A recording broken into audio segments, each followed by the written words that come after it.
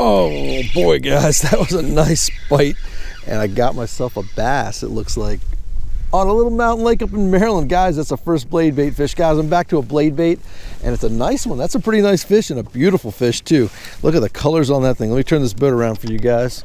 So hello, it's Cornell with YouTube Fishing Vids, and I've got the blade bait out because, guys, the water temps, I mean, it's only been a handful of days since I was out down in Virginia, and the water temps are down to 39 degrees. I got 39-degree water temps and a 39-degree day. When you see me break out the camo, this is the garb I wear when it gets this cold out here. So I'm awful proud of that fish considering the conditions, and there's probably more down there. So let's go ahead and keep fishing. I'm throwing the little laser eye, something or other, by Bass Pro Shops. That's a little, I believe that's their quarter-ounce, a little quarter-ounce silver deal, because I got clear water and I got sunny skies. So let's blade bait it up a little bit more and catch some more bass.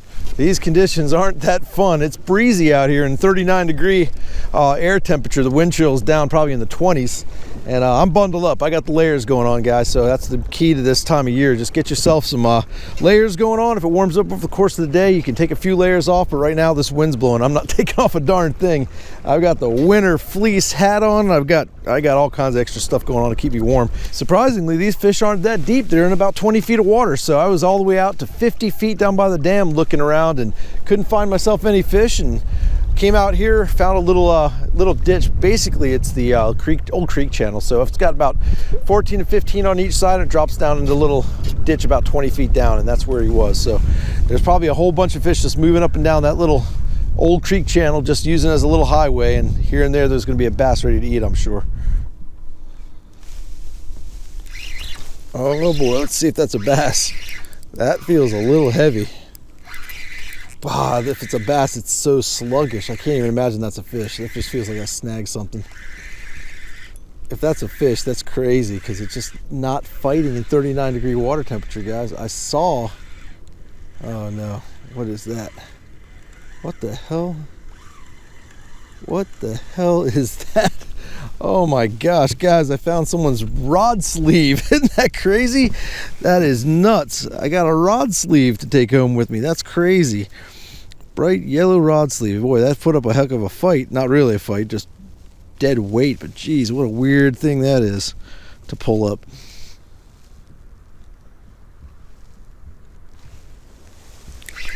Oh, I'm out deep, guys. I went out deep. And I locked up on number 2. I hope this is a bigger fish. It feels pretty stout. We'll see. It's coming up pretty good. What do we got here? Nice. Oh, they're so lethargic. Look at this poor guy. He's barely even moving. He's hooked well, about the same size as the other one. But guys, I got number 2 on the blade bait. The sun's kind of going behind some thin clouds. I was thinking about going to the bronze gold color, but this silver is still working for me. Mountain bass. Look at the colors on those things. Really beautiful. All right, there's number 2. Still chilly.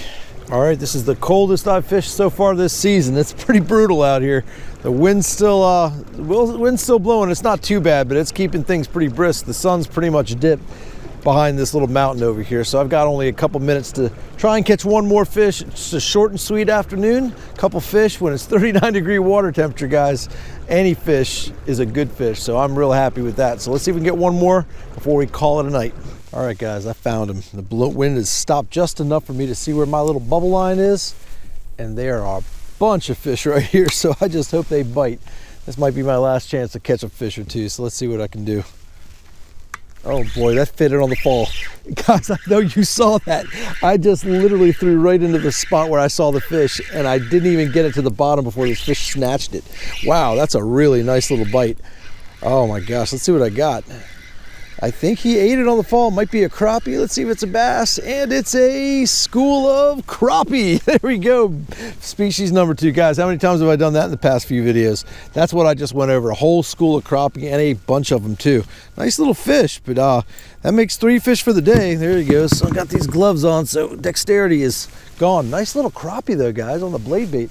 Let me see if I can throw back in there and catch another one or 2 or 10. Let's see what happens. That's a testament to why that Sonar, that little fish finder, does such great work. Basically, this time of year, guys, it's going to be worthless to try and fish blind. You really need to find these fish. And if you find them and you have something like a blade bait, a Ned rig, a drop shot, a Demiki rig, all these wonderful wintertime baits that generally do the damage, you're going to catch some fish as low as the water temperature goes, you know, before it freezes. So just keep that in mind. If you're lucky enough to have the opportunity to have a little fish finder and a little pelican type boat or even a kayak, get out here and find those little pods of fish and just throw these little wintertime baits to them, and you'll hopefully load up. All right, there they are, guys. All right, that's what I'm seeing right there. So that's the kind of thing we want to find. And once I find that, I go over them, hit the brakes, and I cast right into the bubble line of that little Minn Kota trolling motor that I've got. Let's see if something wants to bite. It looked like there's same school of crappie, I'm guessing, but let's see if there's any bass mixed in. Or if I'm wrong and they are bass, let's see. Well, that's exactly what I'm trying to find, is that little pot of fish like that. Now, they're not always gonna bite, but once you see them, at least you know you're throwing to something and you're utilizing your time well. Yeah, that little group of fish didn't bite. I knew I went right through them, but at the same time they're moving, so sometimes you go right over them. They're already on their path, and sometimes you're not going to get right on top of the fish and you might miss the school. But every now and then they sit still for just enough time for that little blade bait to fall right in front of their face, and you saw how it happened with that crappie. And it's just the same thing that happens with any other species, from bass to panfish to walleye to anything else that wants to bite a blade bait, because they all eat a blade bait.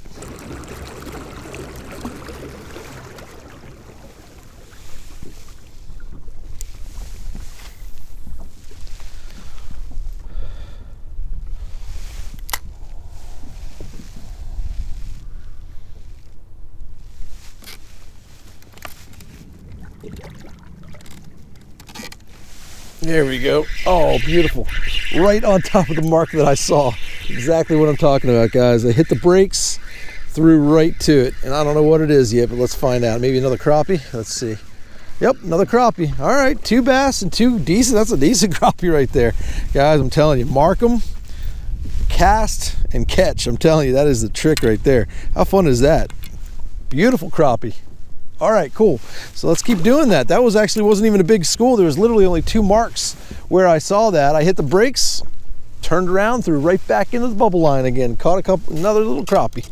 The hardest things about doing this is this pelican is only 145 pounds with nothing in it. Now I got some weight in it with me and all my equipment, but it still blows, and I'm like a sail sitting in it, so the lightest breeze can knock me off the spot. So got to work that trolling motor just right, just to kind of fight the wind, stay in position, and hopefully pluck one of these guys off.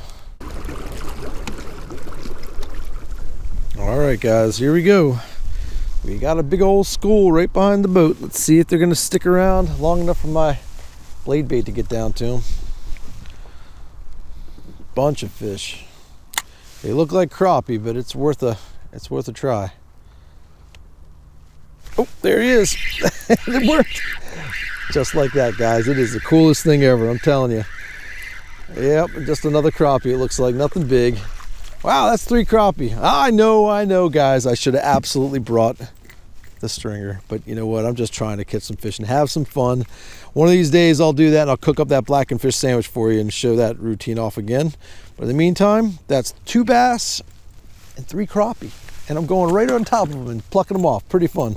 All right, I'm making this my last cast. I'm gonna call it. It's getting dark quick, as it always does the first week of December. These days are awful short, but well worth getting bundled up to come out here in the cold and catch a handful of fish. That blade bait, I'll tell you what, it's gonna get a little redundant showing off the antics of this blade bait, but I'll tell you what, if it works, guys. And if you have the opportunity to get out and throw it, you ought to. I've got the arsenal in the boat. I've thrown everything from jerk baits to jigs to swim baits to drop shots, but that blade bait shines, and I'm sure if you get out there and try it, you will see what I'm talking about. So folks, as always, appreciate you joining me. As always, I appreciate you subscribing. Until we meet again, over and out.